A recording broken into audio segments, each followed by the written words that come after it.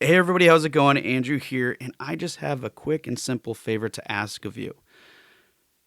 And that is, if you're a fan of the show, then share it with someone you know. That's it. If you really find this helpful, or whatever it might be, if you check those boxes, if that's doing it for you, then share it with someone you know. So again, if you're a fan of the show, share it with someone you know. That's it. That's all I got. Let's get to the show.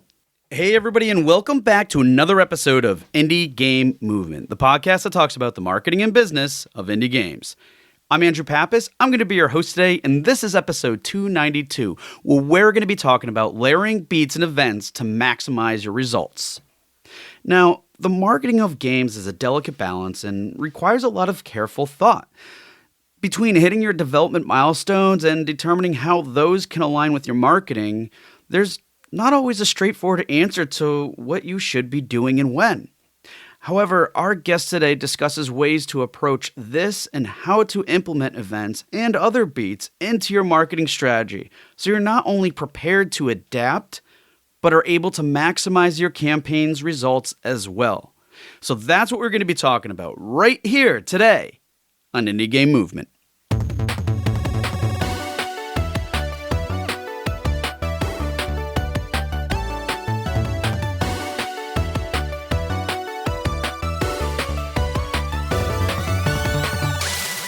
Hey everybody, and we're back. And today with me, I have Antoine Bordeleau. Bordeleau?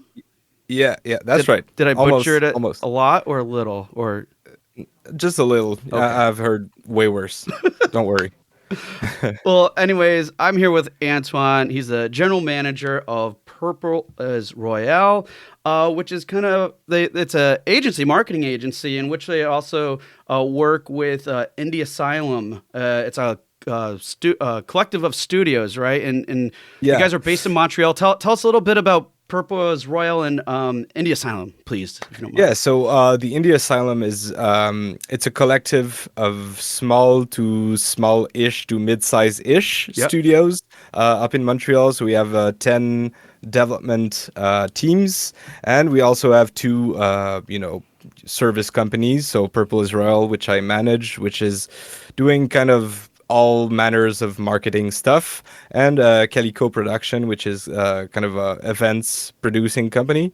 So the asylum is both, the space that we share as companies, but also kind of it's a way for us to gather our resources together, to pool our resource together, and just like empower every single team. So we have an operations officer that helps smaller teams with their production pipelines and stuff like that. We have this marketing book club that I do with marketing teams from the other studios, where we just like sit down and discuss articles and stuff like that and strategies. So all kinds of resource sharing and empowering us. Like the good old tagline is helping small studios dream big. So yeah, so that's pretty much what we do at the asylum. Oh, cool. And so a lot of these things kind of like go hand in hand. It sounds like overall it's pretty collaborative. I mean, with the agency being there, part of this, and then all the other studios, and then these groups and everything, part of the asylum. I mean, it's just a really collaborative space, right? Yeah, exactly. So we kind of have two sister companies, which are development studios, for which we do like everything Yep. marketing. So from trailers to digital ads to strategy, name it. But all of the other studios, we kind of work on a service basis. So if they need say a trailer, we make it for them, but at a heavily discounted price. So it's just like, yeah, so everybody kind of collaborates, and we share notes and ideas and stuff. Even tech. I mean, I'm obviously more on the marketing side, but even the programmers and stuff like that, they share ideas, they share ways to do things. So we really try to empower everybody to just get on their A game, basically. Yeah. Nice. And you know what? This is really cool though that you mentioned this, and like to the degree and level that you really empower people and everything else, and especially being the general manager of Purple Oils Royale, which is a marketing agency. I mean, you've only been games in for how long? 3 years, right? Yeah, so I came into the Asylum and Purple Israel as head of audio visual, which is a title I gave myself because there was no one else in there doing video. So it's kind of a pretty young company. I guess like maybe 3.5 years of existence. Okay. So when they brought me in 3 years ago, it was mostly to do trailers stuff. We do also we make all kinds of videos, for investors, all kinds of things you can think about, dev blogs, all of the videos you can think about around games. And then from there, I mean, I guess my bosses saw something in me because in last August they said, you know what, we're gonna hand you the keys to the car. We Ooh. want you to manage the company. So that's where I am now. I wouldn't say extensive experience. That was a funny thing I saw in your production document. But yeah, I really don't. I don't think I know what I'm doing, but what I've been gathering is that that's the case for everyone. Basically, like if there's one advice, it's just like always find second advice because everybody's gonna tell you something and they're gonna sound like they know. But in games, everything moves fast, and you're gonna have to figure some things on your own. That's just how it is. So Yeah. yeah. Well, I have to call out here real quick, everyone. I know Antoine is being very modest here and everything else, and yes, he has had a short experience in games and stuff, but I can assure you that despite his modesty and what he feels is not having extensive experience, it's very intuitive experience and everything else, and we'll get into that in a moment. I know, so don't Yeah. don't. What I'm saying is to everyone here, so you know, and to Antoine directly, don't sell yourself short, okay? All right. All Thank you, right. man. I appreciate it. Coming from you, it means a lot. All right.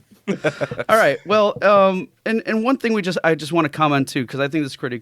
pretty cool as well with like India Asylum and everything that you guys are doing. I mean, and I think you already basically alluded to this, but I mean, you guys are really helping to bring like a lot of tools and resources to indie devs, Yeah. not and obviously in this capacity with India Asylum, but beyond that, because I mean, what kind of does the group really consist of too, in terms of the people that make up the group, not necessarily like that we know that there's a marketing agency, sister companies, and studios and stuff. Like, what kind of people make up this organization? So, I think I come from the music side of things. I was a musician for a while, so I was in indie scenes on the music side, Mm, and I find that the same kind of people navigate or are attracted to what we're doing at the Indie Asylum. I think it's kind of it's a go-getter spirit. It's just like let's band together, let's empower each other as much as we can. So I think it's really there's an experimental kind of personality that comes with that. We're all people that try to find new grounds, new ways to promote or make games or do stuff. One of our studios like tagline is making games to change the world. So that's not mm. that's not a small ask. But so yeah, so I think there's kind of we often refer to ourselves as kind of a fleet of pirate ships, but with good intentions. So we're not trying to steal anything or kill anyone, but yeah, so we try to, if everybody goes one way, we try to, yeah, but what if we went the other way? So I think that's the kind of personality that gravitates towards the Indie Asylum, the collective itself. Obviously, since we've grown so big, I think we're 200 people right now, Mm. if we count every studio. So I can speak to a single like trait of personality because our people range from all walks of life. We've got people with tons of experience, people that are fresh out of school and stuff like that. So it's really all kinds of people, but the common, I'd say, spirit is that it's just like, how can we cut our own piece of that huge pie that is video games, the market, the industry, and everything like that. Yeah, no, it's great to hear and everything and I think we're seeing more and more of this every day, right? I mean, we're talking Yeah, about it in past episodes here on the show and other things. So it's always great to hear those levels of involvement and community and growth because we know it can expand much further beyond that. So, um, indeed. awesome. Well, great to hear. Thank you for all that. But I really want to get into our discussion. But before we Yes. do that, we got to go through the Q box round. So. Are you ready for that? Let's do it. Super Okay. stressed. Oh, and I forgot. Well, while I give him some time for uh, Antoine here to de-stress a little bit, the Q box round, for those of you who aren't familiar, are just a series of random questions that I'm going to be asking him. And he's ready, he's stressed, but we're going to get right to it. So, number one, Antoine, what is your favorite book? So, in terms of books, I've been pretty bad in the last few years. Sorry, I haven't been reading tons of books. To be quite honest, I'm kind of working through my extensive backlog of games, so so that takes a massive amount of time. That being said, I'm a huge indie Mm, comics nerd, a huge Dune nerd. I'd say if I have to say one book that I can read over and over again, it's Dune books one, two, and maybe the third one. okay. So that's like, yeah, I can always go back to that. But I've been reading tons of, indie comics recently. I think there's something really awesome happening in that space for maybe 2 decades, maybe even more. But there's really some creative people doing some crazy stuff at both is it Indigo? I can't remember. No, Vertigo Mm, and Dark Horse Comics too has some kind of wild yes. series. So yeah, read comics. Comics are great, but not just superhero comics. These are good, but you know, Good and different. There we go. yeah, good and different. Let's say that way. So to play off on this a little bit, if you could meet one fictional character, who would you choose? So, just to like kind of make myself lie, since I just did a little diss on superhero comics, I think like Wolverine must be quite a chill dude. He's Canadian, so we have that in common. We like the woods. We like knives. No, no, I'm kidding. I'm not a big knife guy. No, in fact that's not even true. I really like knives, but Japanese knives, to cook. Yes, Not not very stabbing good people. quality I just want there. to make this clear. I'm not stabbing anyone. All right, great, cool. So yeah, Wolverine seems like a great guy. I think having a couple of beers with him in a run down tavern would be a great time. Listening to his stories and yeah, Yeah, and it has to be a flannel top. yeah, for sure. Yeah, But that's all we wear as Canadians, right? It's just like it's the national the national outfit. the national outfit. Well, yeah, I don't wear as much as I should, and I'm pretty close to the border, so I need to get on top of that. I think at any If you rate. want to cross it, you know what to do, man. You need to do have that flannel top. All right. Um, that said, what is your favorite games event? Well, as we mentioned, I mean, I haven't been in the industry that long. In fact, I joined the industry in February 2020, so I didn't have much occasion to go to events since we've been in and out of lockdown since then. But I was lucky enough to like the week after I was hired to go to PAX, Ah, PAX East. And I had a blast there, but it was really, really intense. And this summer, as the Indie Asylum, we had a huge presence at Gamescom, and that was really, really a blast. I mean, just being able to bring everybody together over there. We had a huge booth that like rivaled. I mean, we looked like a publisher. I don't know how many pitches I got during this event. It was just like everybody saw me and I was dressed like sharp, so everybody thought, "Oh, okay, this is the publisher guy." So I was just getting pitches all over, and I'm like, "No, we're just a collective of freaky studios and stuff." So yeah, that was great. I mean, having all the team together over there. I don't know what I'm going to GDC in a couple of weeks. I don't know what that will look like, so maybe my answer would change in a couple of weeks. But Gamescom was a blast. I mean, I love Europe. I love beer, so especially in Germany, it was great to drink a lot of Kolsch. And yeah, so Gamescom, I'd say. nice. And last but not least, and the staple here on the show is what game are you playing now? So I made a promise to myself to try and not play, many games at once to try to finish games. And I've been again making myself lie because I'm playing tons of stuff at once. Right now, I'm on the indie side. I'm really, really digging Narita Boy, which is kind of this 2D roguelike kind of thing. Not really roguelike, but it's just it oozes style, and the music is insane. The combat is great, and I'm like, I hope these guys made a ton of money on it because it hasn't been so much on the radar. I haven't seen it like discussed that much, but it's a great, great, great. It has everything to be an indie darling, Mm. honestly. And I'm not sure if it's been, and I just missed it because maybe it was before my time in the games industry. But it's great. It's really awesome. Go play Narita Boy. I play a ton of Gran Turismo 7 because I'm a car addict too. And what else? I've been going through Devil May Cry 5, which is just, yeah, silly, good, old fun. And oh, yeah, another one that I have to shout out on the indie side. I've been playing Chained Echoes, which is Ah, yes. a game from Germany. So yeah, shout out to Germany. I'm just like rubbing their their back right now. Yeah, Germany, and he's like, it's I always get wary of the solo dev kind of mythos because that's never really true. But I think like one dude made almost all of that game. So I'm not sure in what capacity, but it's a single name that I cannot for the life of me remember that's behind it, and it's a great, great, great Yeah. JRPG Super Yep. NES style.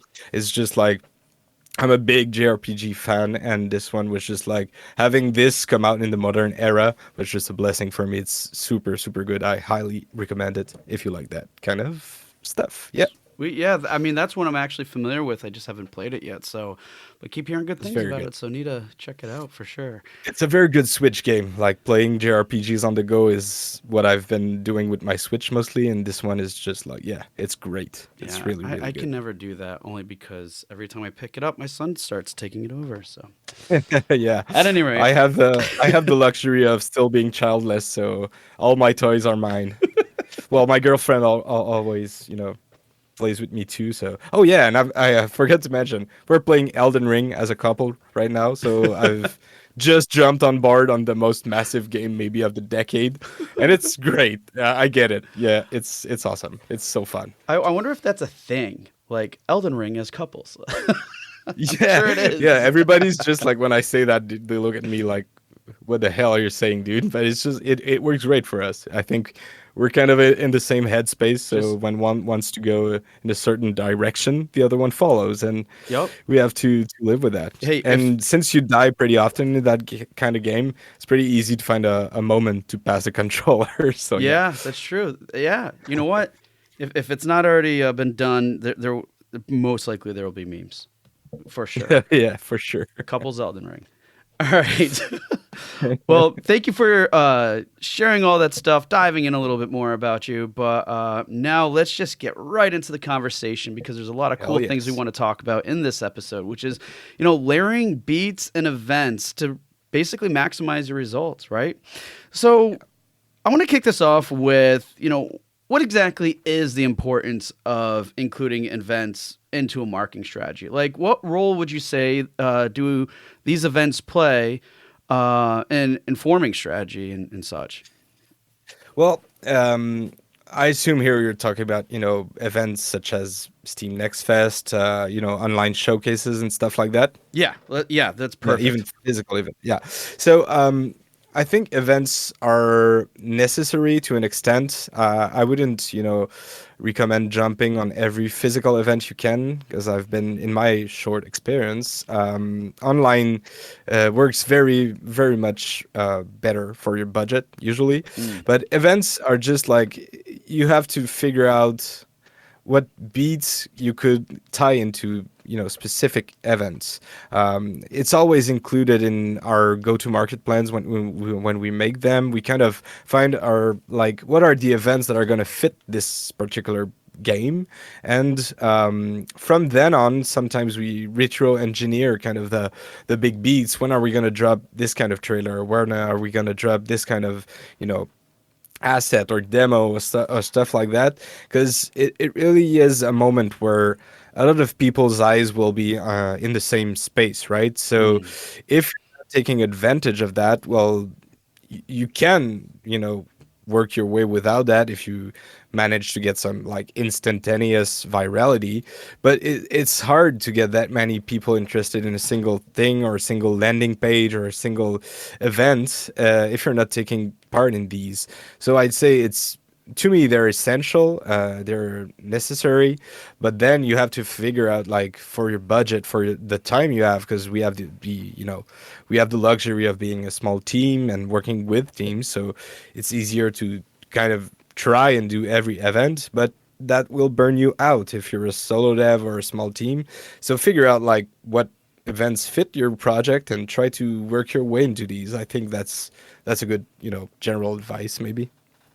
Yeah, no, and I love how you just called out and phrased, we're saying like, people's eyes in the same space.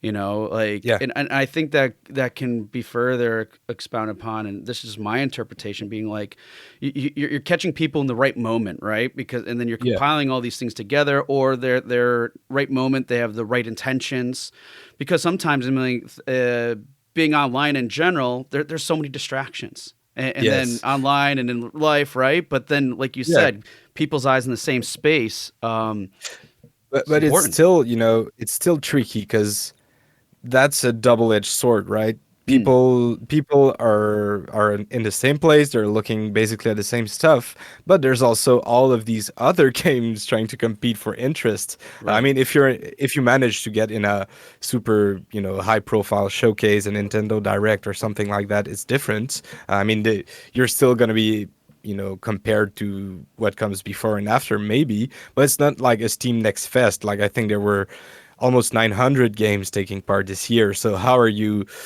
doing in that, and how are you, kind of like working with and fooling the algorithm to make your game stand out? That's hard to do.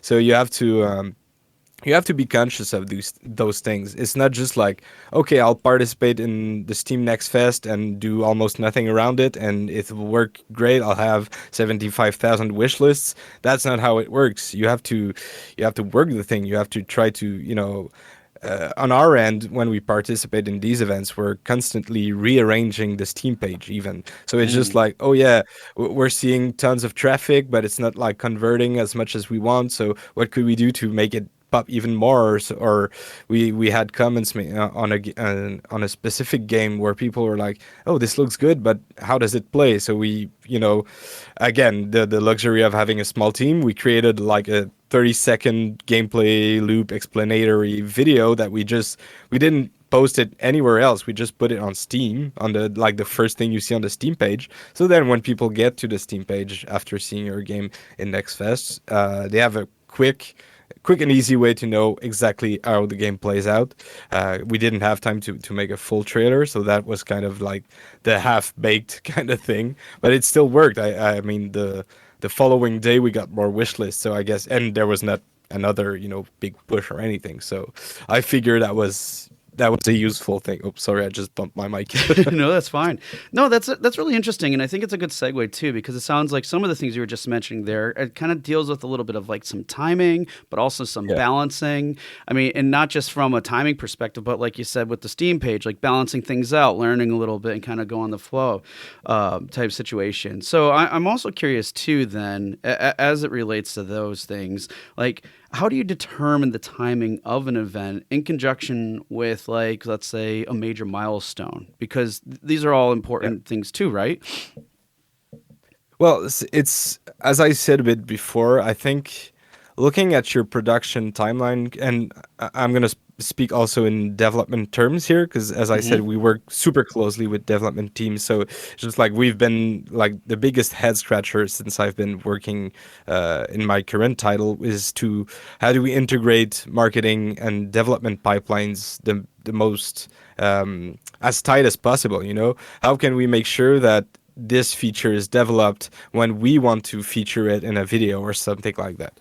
So I think like looking at your whole development pipeline, what your big milestones are, and trying to figure out, okay, so on that kind of window, maybe Q1 of 2023, what will I have ready to go? And Then you check out, okay, what are the major events that I could be taking advantage of at that moment? So you kind of you have to find a way to, because there's so many events, right? I Mm. mean, there's just tons of them nowadays. It's just like some new ones springed up during the pandemic. Some, some that were physical just became online. So there's something every 2 days. So you just have to find, okay, so we have this big milestone coming up. We will have a demo ready, say. So, okay, what can we do around that time that could benefit us the most or benefit the project the most? And sometimes it's going to be smarter to just wait on things, Mm. because there's the thing where with devs where they get super excited about a new feature or something they're ready with, and on our end on marketing it's just like, yeah, but we can wait a bit before showing it, because if we show it as soon as it's ready, maybe we're missing a beat or something like that. And I think that's the big thing about timing. I can take one of our recent titles as an example. We're working on Roots of Yggdrasil, which is a game from Manavoid Entertainment. Shameless plug, because it's one of our sister studios. I'm not gonna lie. so so we were looking at, okay, we want to, it's a roguelike city builder kind of puzzly game, so it's really made for the Steam audience. So we were looking at, okay, we'll have a demo ready by Q1 2023, that's for sure. So what do we do? Do we just like put it out in the world and hope for the best? And I was like, no, we will not be doing that. So we took a look at was what was up in both the Steam calendar and other things. So obviously there's Next Fest, as I mentioned, which is one of the the most known and easy bump to wish list that you can get. And then we were also planning an Asylum Direct. So I didn't mention it before, but we produced with Purple is Royal a full-on direct showcasing all of the games from the Indie Asylum. So we're like, okay, so these things come like 2 weeks apart. Okay, so we have something there. There are two beats that we can land upon. Maybe we get the demo out on the direct, which was January 31st, and then we have 2 weeks of the demo being out before we jump into the next fest. And then I went thinking, and with the team too, it was just like, okay, so we have two beats right there that we can kind of leverage. How do we make this a bigger bump? How do we can we do something more? So we were like, okay, this is a game that needs player feedback, that needs the community, the roguelike and procedural generation aspects of it mandate for a lot of feedback and a lot of player balancing and stuff like that. So we didn't need funds, but we said, you know what, let's do a Kickstarter to get people around the game, get a community excited, get people that will be willing to play the game and tell us about it. So okay, when do we do this Kickstarter? Oh, we have the Asylum Direct. Maybe we could announce the Kickstarter at the Asylum Direct. Then we have a bunch of attention on the game 2 weeks before next fest. And then it was just like kind of lining up all of these things. I was starting to talk, to do some PR work around the direct. So it was like some selected journalists. I was like, hey, we have a demo too. I was sending it to them in advance. And then we we realized there was a Steam Builder Fest just the week before the direct. So we were like, oh, we should put out the demo then. Then it's there for a week, and we have an updated demo that we release on the next fest. So it was just like finding all of the possible ways to, okay, we have this major, as you said, a major milestone, major piece of development advancement, and how can we find everything that's going to be useful around that single time to give a big kick in the visibility for the project. And it it worked super well. I think we've been I don't remember like the percentage, but we made very very good numbers on that. I see, as a marketer, one of the best feelings you can get is just seeing numbers go woo, and that was it. It was just like, the analytics, the traffic on the page was gangbusters. It was just like everything was just like so much better than 2 months before. So it's now going to be part of our strategy going forward, right? If we have a game that's going to have a demo, we're not just gonna drop that demo on a random Tuesday. It's gonna be okay. We're gonna try to do not necessarily a Kickstarter and stuff like that, but definitely we're gonna, as the episode dictates, we're gonna layer beats. Mm. Layering is just like it's kind of if if I'm really a big foodie, it's kind of like layering toppings on a pizza. You have to find the right ones, and they will enhance all of the flavor. Like the parts make a greater whole, or I don't know how you say it in English, but like every single thing you put on that pizza, if it's well selected and if it's well, prepared, it's gonna make for a better pizza. After that, there's some limits, so that comes to with marketing too. So you don't want to oversaturate either. So you have to don't waste an event that you could be maybe doing later, because that's another beat. But find a good piece of layering, like pepperoni, a bit of cheese. Find the right stuff for your game, and you layer it, and you get a big bite of wish lists. I'm not gonna lie, I absolutely love that analogy. I mean, I just came up with it. oh, Yeah, nice. that's brilliant. On the fly, and it's brilliance. Look at that. And not much experience, but he can come up with the most amazing analogies as they relate to marketing and people who love pizza. Yeah, That's that's just because, yeah, I just love stuffing my face with good stuff, so it comes to me naturally. no, it is a good point. It's a good analogy. But even going back, I mean, like you said, getting all those right flavors, the right timing, and everything else, and that balance and everything. Um, now that you just shared that and stuff, I want to go back real quick. Why do you think part of the reason when people or devs or whoever have these like little like features and things like that, and they want to like push it out right away? What do you think the mindset is there behind that, opposed to being strategic and getting to that the marketing pizza we just talked about? Well, I think it's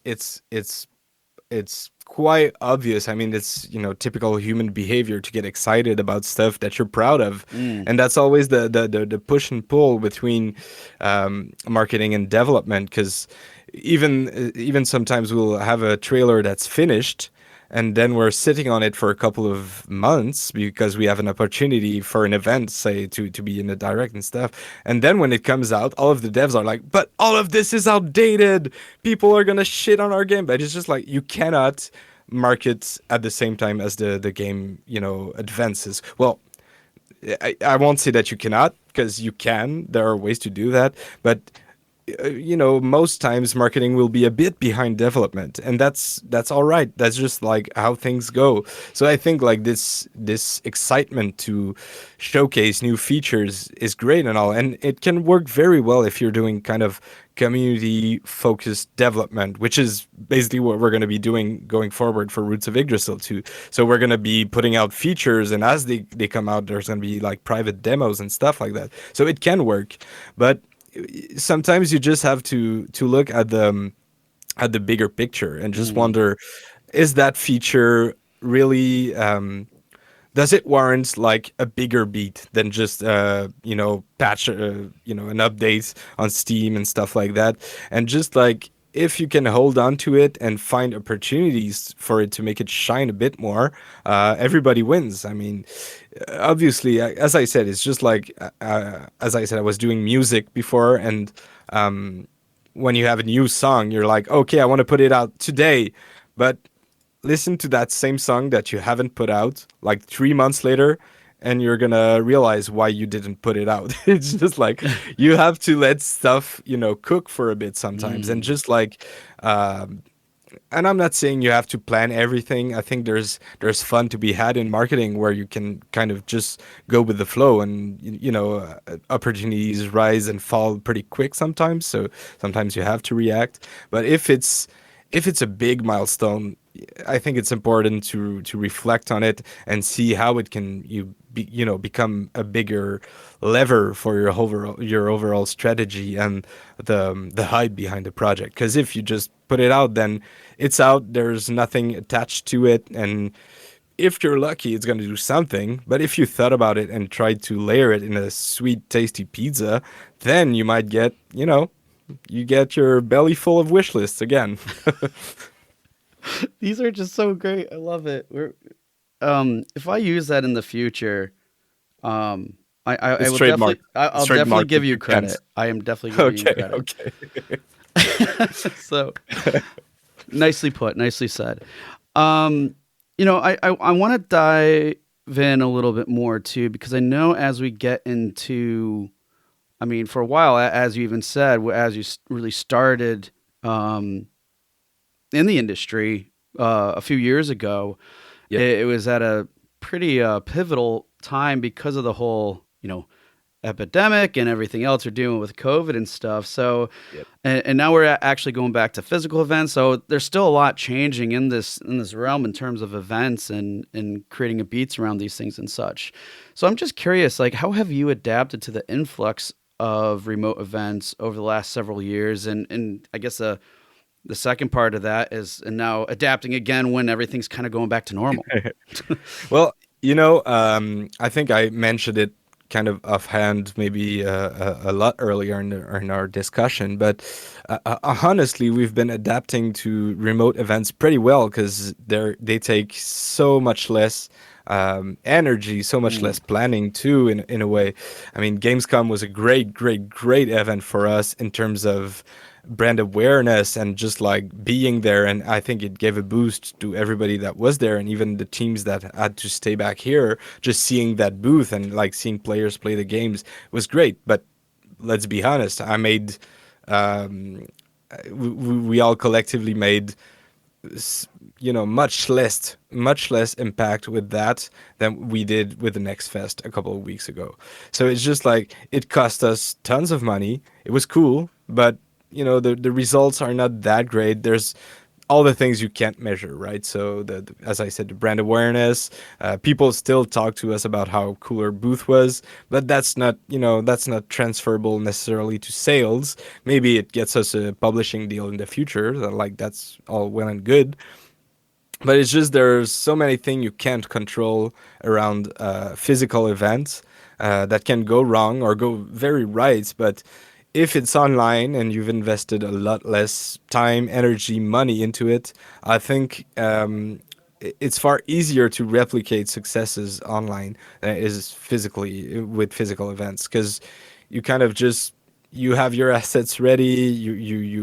You make the social media presence and stuff like that. It's just like not that hard to do, and the results are there. So, I think the best way to do it is really to have kind of a calendar with reminders on the events that work best for your type of game or your specific game, mm. and just work from that. I mean, there's tons of them, but if you manage to have an Excel sheet or anything that lists them all, you won't forget about them, and you'll be able to manage your way around it.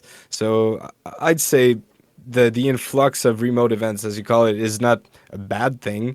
It just gives more options. But if you're a small team, again, you have to think about the resources it takes. Even if it's as I said, easier to do online events. It takes time and energy. So you have to figure out which ones are worth the most for you, for your community, for the project, what you're doing, what you want to get out of the event too. So yeah, that's kind of like a super roundabout way to not really answer your question, but yeah, But I think if you have a calendar and you follow it and you set yourselves reminders, it's easier to navigate than it might seem, since there's such an overwhelmingly large number of events right now. But yeah, yeah, no, it's a good point. I think it really goes back to your original statement being like people's eyes in the same space. And yeah, people's eyes could mean different things or like people, audiences. And again, it comes down to intent. So if it's about the exposure, if, like you said, if it's about maybe getting investment or publisher partners and stuff, it all comes down to just being in the right space, and for what that intent, what that a purpose is. And like you said, the calendar, like a great example is just having a calendar with those like set yeah, reminders, and because it's like let's face it, if you make a pizza with every single freaking topping you can think of, it might be tasty, but there probably be some things that just don't jive together, right? And exactly.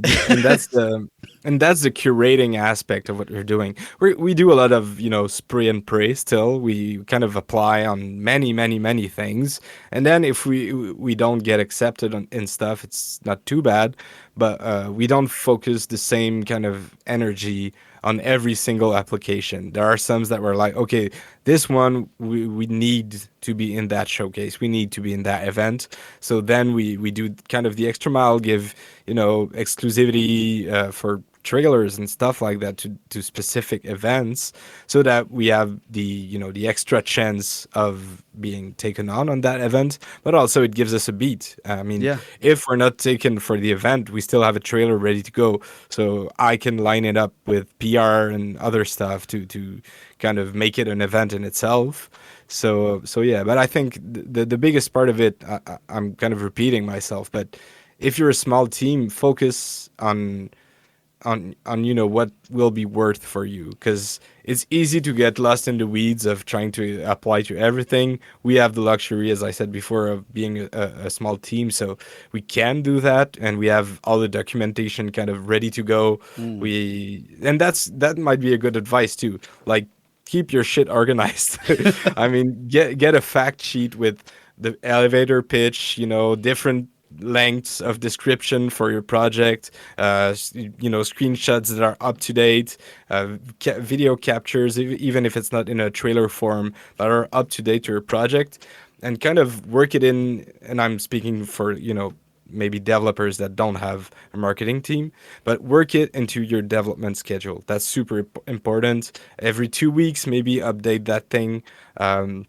Because then it's going to take you 3 clicks to apply to an event, so it's Yeah. not going to be that big. Oh shit, I have to make 20 gifs, I have to take new screenshots and stuff like that. So you can just like copy paste stuff, and then you're good to go, and then you wait for the answer. And if it's a no, you just move on. But if it's a yes, maybe you have to scramble and make a trailer in a couple of weeks. But that's just how it goes in the industry. So Yeah, and you know what? I think you said some really great things there too, because I know, like, essentially, one of my questions was to better understand how this impacts, and I mean, you already shared that it clearly does impact, you know, scheduling of your campaigns. Because if you're doing yeah, a little bit of everything, or you don't have everything set, or don't have like basically don't have a plan or idea of what you're targeting, what your goal and focus are, you could be doing all these things, and then next thing you know, it might you're doing either too much or too little, and it yeah, really can have a big impact in terms of how other things are going to be scheduled. Because if they're not ready,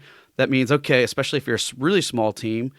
All right, now 100% focus on marketing, and now nothing's getting done with development, and then it could be yeah, vice yeah. versa, right?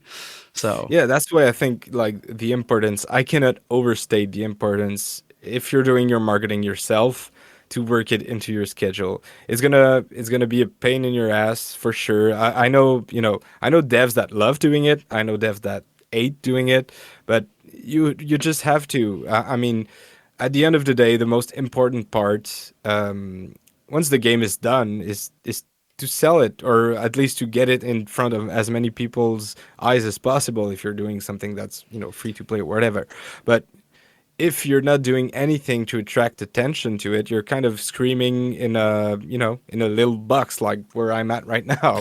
It's just like yeah, you need to let the world know that your game exists, and it's an essential part of making a game, because you're working up to selling the game, ideally. So if you're not doing any marketing effort, or any kind of outreach, or not even willing to do marketing, well, you're kind of, shooting yourself in the foot, kind of. yeah, no, absolutely. And one more thing I'm kind of curious about, and I know we're coming upon closing here, but is just like with all this stuff and these activities, and we're talking about marketing, and especially in the areas where some people like really hate it or don't. Yeah. Um, is there any suggestion that you have in terms of how far in advance people should really start, you know, pursuing either relevant partnerships or anything like that for their marketing efforts or and such? Because I mean that can be pretty impactful too. I'm sure when people, let's say, are considering partnerships down the road, whether it is with an agency or if Yeah. it's even with a publisher. Well, it's there are different, every project warrants a different kind of approach. But I'd say if you're not thinking in terms of marketing from the get go, there's something wrong. There's artistry in what we do, and I'm not speaking as a marketer. Well, there's art to marketing, but I mean in making games, and there's artistry involved in that, which means that there is passion and emotion involved with that. So sometimes you really, really, really want to make that game. But if you haven't given any thought on marketing, be it like pursuing partnerships or even just like thinking, does anybody want this game? Is this game gonna, attract people in any kind of way? I think, again, you're gonna be shouting in the void. From the very beginning of pre production, I'd say it's super important to at least make a plan for yourself and try to figure out if you don't want to do it yourself. Of course, find partners that are going to be able to help you. I know we've been doing a bit more of outsourcing right now for just like really, really early analysis and talk about, okay, so this is the game we want to make. What do you think? And just even having that kind of 1 hour talk with an agency or somebody that knows stuff about marketing. And, to be frank, like the service that you offer or that many people even put, good knowledge out there for free, it's gonna help you a ton to, kind of achieve what you want to do, where you want to go with your game. I think that's the realization that the indies have been coming to terms with in maybe the past 10 years or so, or even a bit more than that. It's just like development needs to be informed by marketing, at least in part, Mm.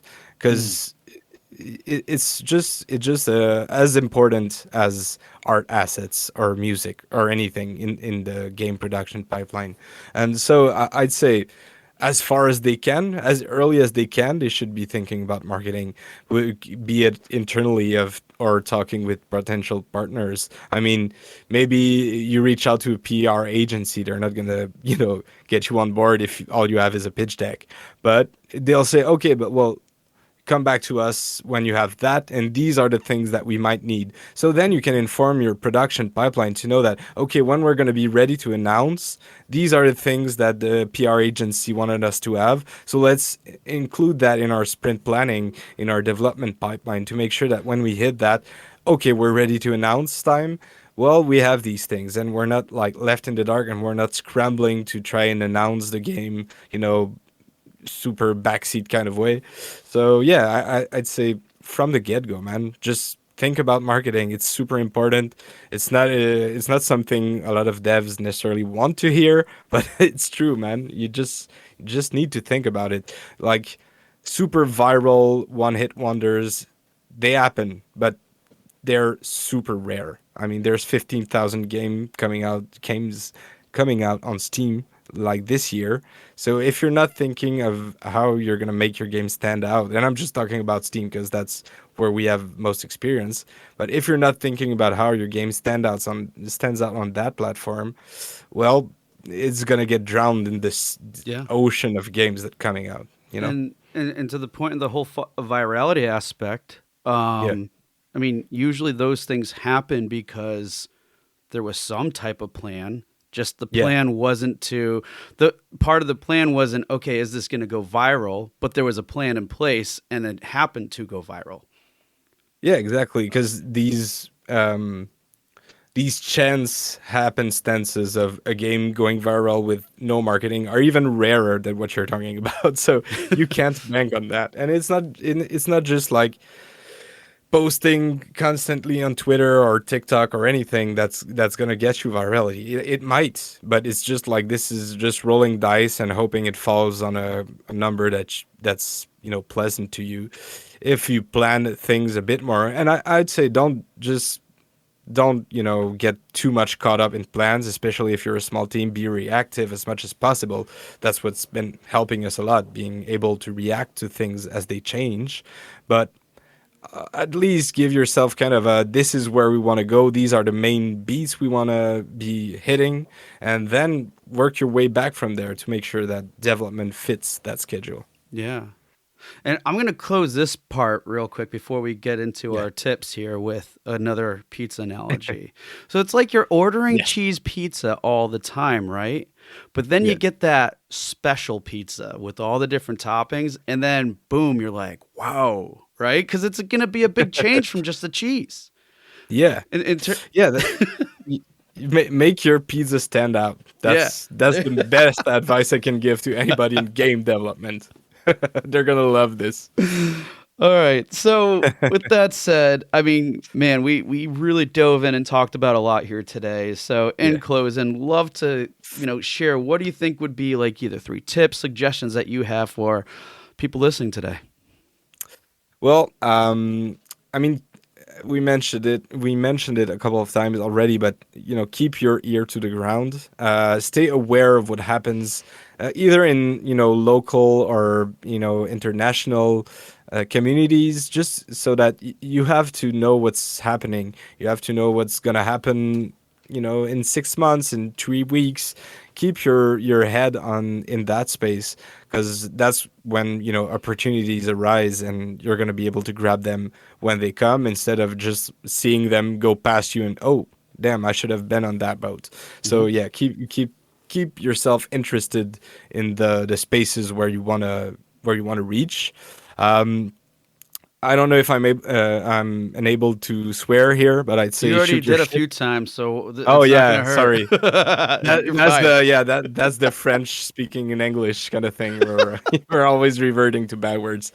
So yeah, shoot your shit, man. I mean, I've been writing to high profile, streamers, journalists, and stuff like that. Sometimes you're just like, oh, I'm not gonna write to an email to them. They're never gonna answer. Try it out. I mean, I reached out to you, Andrew, with a super noob questions about digital ads. You were like willing to jump on a call like an hour later. I mean, people in the games community are, for the most part, wholesome people that just want to see each other uh, get success. I've never been, angry or jealous of a game doing well. It's always cool to see a game doing well, and instead, I prefer being inspired. And I like to think that it's like that for most people. There are so many people willing to help you, willing to give free or paid advice if you have a budget. So yeah, never have fear of sending that email. It's just, you never know, sometimes you're gonna make a great connection. Maybe it don't work out for what you want to do, but you'll get introduced to some nice people through that, and maybe you'll get opportunities from it. um, and yeah, maybe the last tip would be, I mentioned it also a bit earlier, but don't get caught up in your own plans. So that comes with the first tip about keeping your ear to the ground.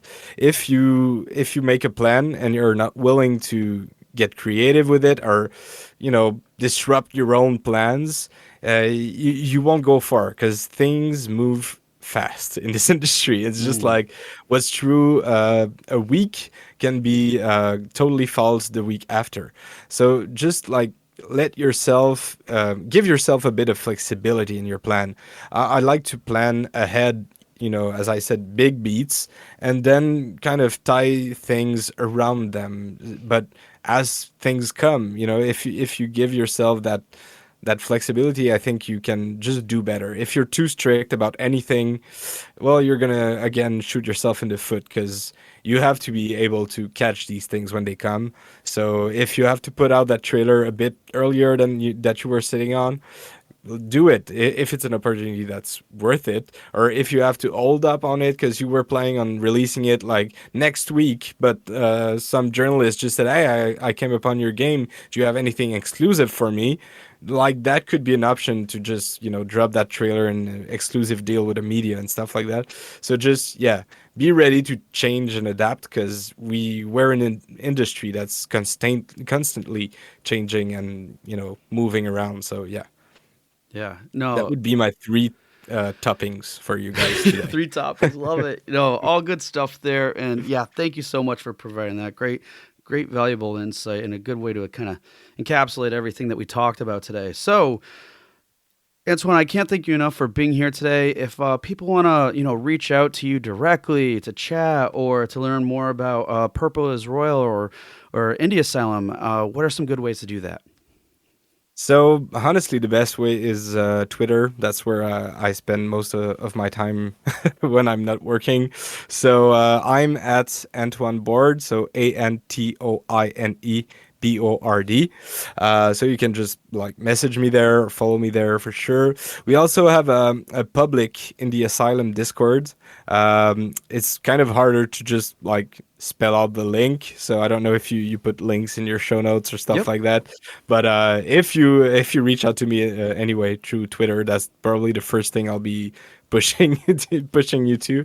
So we talk about our games, we talk about what we want to do in the future, we talk about the industry news. We're like 600 people strong in there already, and Nice. it's a good time. So join that and yeah, keep yourself informed on the Indie Asylum at Indie Asylum MTL on Twitter. So that's where you can find the latest news on our crazy endeavors. And yeah, that's it. And Purple is Royale. Yeah. Website. Whoa, do you have a website or what's the? Yeah, we have purpleisroyal.com.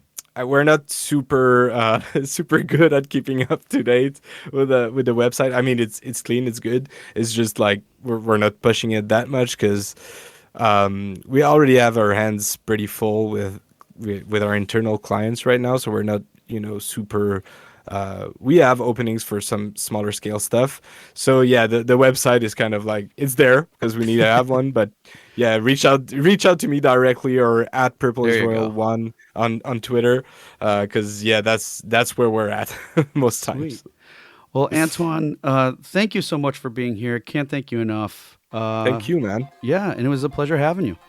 Hey everyone, thank you for listening to another episode of Indie Game Movement. I'm Andrew Pappas, your host, and the show's producer is Mustafa Price. Rengen Marketing is a consulting marketing company that helps indie devs with their marketing efforts. Whether you need guidance with your game's marketing strategy or could use a free marketing plan template, then please visit www.rengenmarketing.com and take action. A special thanks to Dakota Saw for Season 2's opening theme and Melissa Gellis for the new logo design. And as always, thanks for being such great listeners, and we'll see you next time on Indie Game Movement.